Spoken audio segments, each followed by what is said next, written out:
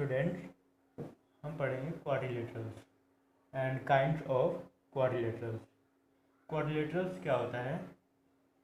Quadrilaterals quadrilateral quadrilateral is a plane figure which have four sides and four vertex.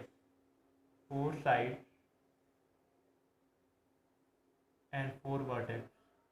The four side 1, 2, 3 and 4 and vertices 1, 2, 3 and 4. ये है vertices और ये हमारे side. Quadrilateral होने के लिए क्या क्या होना चाहिए? उसमें फोर साइड होना चाहिए और फोर वर्टिसेस होना चाहिए। वर्टिसेस और साइड अगर फोर फोर नहीं होंगे तो क्वाड्रिलेटरल नहीं होगा। जैसे ये, इसमें फोर साइड हैं 1, 2, 3 and 4, but vertices 1, 2, 3, only 3 vertices, इसलिए यह क्वाड्रिलेटरल नहीं है। ठीक इसी तरह से ये भी, इसमें फोर साइड हैं 1, 2, 3 एंड 4, बट एक क्वाड्रिलेटरल नहीं है क्योंकि वर्टिसेस 1, 2 एंड 3 वर्टिसेस हैं। ठीक, हम इसी तरह से हम दूसरा देख लेते हैं एक और।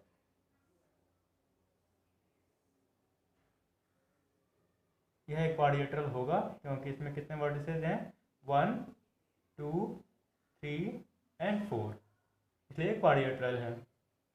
क्वाड्रिलेटरल्स का जो क्वाड्रिलेटरल शब्द है वो दो वर्डों से मिलकर बना है। पहला है क्वाड। क्वाड की मीनिंग होती है फोर, फोर यानी फोर, और लेटर्स की मीनिंग होती है साइड। हिंदी में बोलते हैं चार, और इसको साइड को हिंदी में बोलते हैं भुजा। और इक्वाड्रिलेटरल को ये दोनों मिलकर बन जाता है इसी तरह से चतुर्भुज।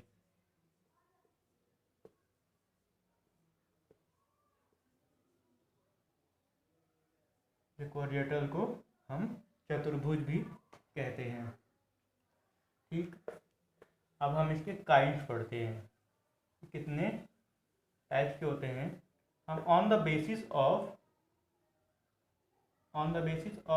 साइड्स एंड एंगल्स के बेस पर हम क्वाड्रिलेटरल्स को मुख्य रूप से 3 टाइप्स में डिवाइड करते हैं, 3 हिस्सों में। पहला ट्रेपीजियम, दूसरा पैरेललोग्राम और तीसरा है काइट। ये तीन तरह के क्वाड्रिलेटरल होते हैं। ट्रेपीजियम क्या होता है? a quadrilateral which have a pair of sides, इसके एक which have a pair of side are parallel, इसके एक साइड मतलब एक पेयर पैरेलल होता है। जैसे यह पैरेलल है साइड दोनों, और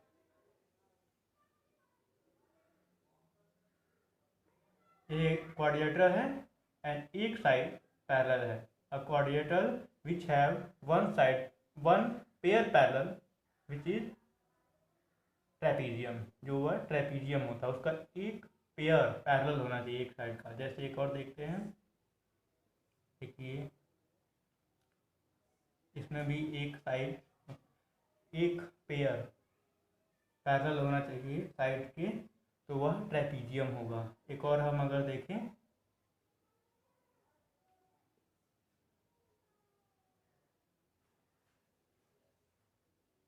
अगर ये दोनों साइड पैरेलल हैं तो ये ट्रेपीजियम है, और ये दोनों पैरेलल नहीं होंगे।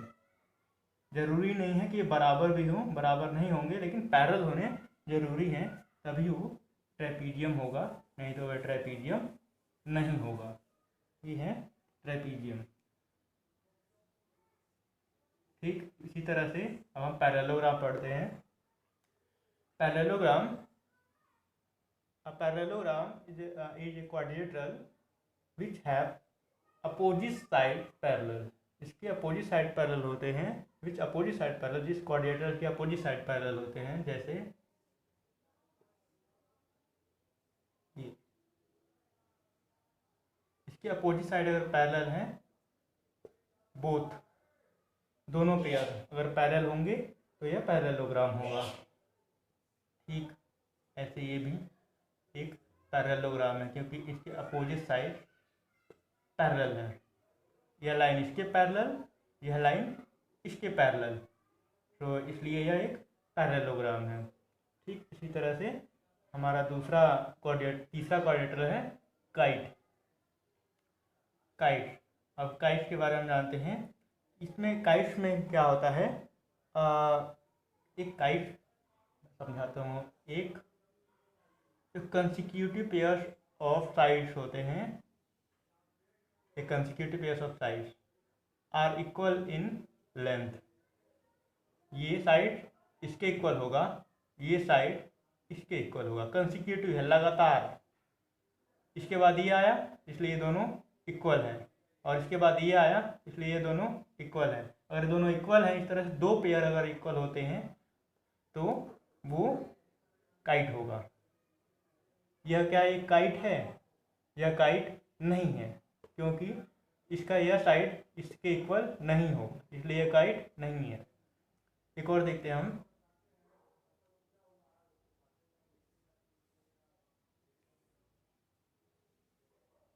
काइट हिंदी है पतंग, पतंग नुमा आकार का हो।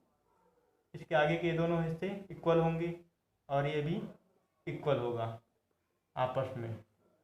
जब दोनों इक्वल होंगे, इसमें पैरेलल होना जरूरी नहीं है, इक्वल होना जरूरी है, इसलिए यह तभी यह काइट हो सकता है। ठीक इसी तरह से यह एक काइट हो गया, यह भी एक काइट। क्या यह एक काइट होगा जिसमें यह साइड यह इक्वल है। सपोज मान लेते हैं यह इक्वल है इसके साइड सामने वाली की, और यह यहाँ पे इक्वल है, तो क्या यह एक काइट होगा? बिल्कुल नहीं, यह काइट नहीं होगा, क्योंकि काइट होने के लिए बगल वाली साइड इक्वल होनी जरूरी है।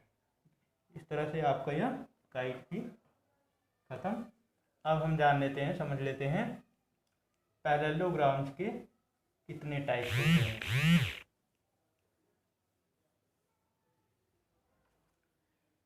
पैरेललोग्राम के 3 टाइप्स होते हैं मुख्य रूप से। पहला रोम्बस,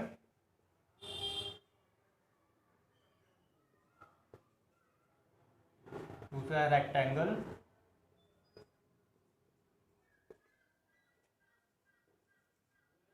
और तीसरा स्क्वायर।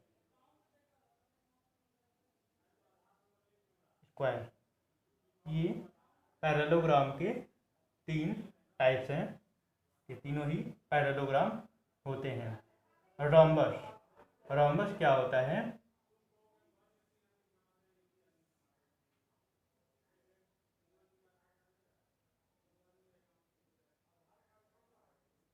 इसके अपोजिट साइड इक्वल और पैरेलल होते हैं।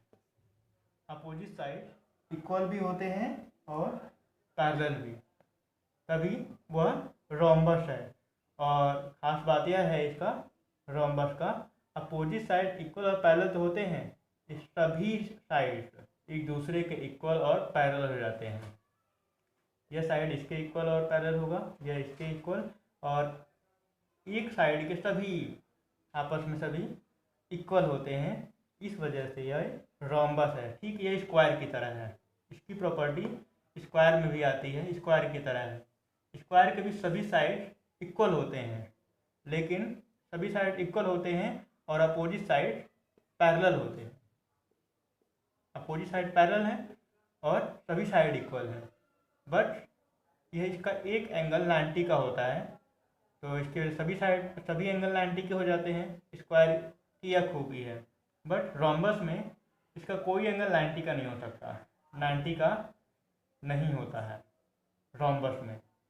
लेकिन सभी जो साइड होते हैं आपस में इक्वल होते हैं और अपोजिट साइड पैरेलल होती हैं, यह खूबी है रोम्बस की। ठीक है, दूसरा हमारा रेक्टेंगल। इसके अपोजिट साइड इक्वल भी होते हैं और पैरेलल भी होते हैं। अपोजिट साइड यह इक्वल भी होगा इसके और पैरेलल भी होगा। यह साइड इस साइड के इक्वल और पैरेलल होगा। यह रेक्टेंगल की खूबी है। और इसका दूसरी है यह 90 डिग्री का एंगल बनाता है। यह हो गया आपका रेक्टेंगल। पैरेललोग्राम की जो सभी पैरेललोग्राम की हम एक और खूबी जान लेते हैं। सभी पैरेललोग्राम के डायगोनल्स जो होते हैं इंटरसेक्टिंग पॉइंट से, जो डायगोनल्स होते हैं इंटरसेक्टिंग पॉइंट से एक दूसरे को बाइसेक्ट करते हैं। जैसे यह और यह साइड जो बाइसेक्ट यहाँ से हुआ तो यह और यह दोनों इक्वल होंगे। यानी कि हम मान लें ए ओ बी, तो हमारा A O equal to O B होगा। ठीक उसी तरह से यह पार्ट और यह पार्ट दोनों इक्वल होंगे। अगर हम मान लें इसको सी और डी, तो C O equal to O D होगा। यह रेक्टेंगल या पैरेललोग्राम की एक विशेष खूबी है। यह चीज सभी में लागू होगी, इसमें भी होगा। इसके भी डायगोनल्स बाइसेक्ट करेंगे ईच अदर, इसके भी डायगोनल बाइसेक्ट करेंगे। यह इसके इक्वल होगा और यह इसके इक्वल होगा, इसके भी डायगोनल बाइसेक्ट करेंगे। यह पैरेललोग्राम की एक विशेष खूबी है। आगे हम इसके अगले वाले वीडियो में इसे और विस्तार से पढ़ेंगे।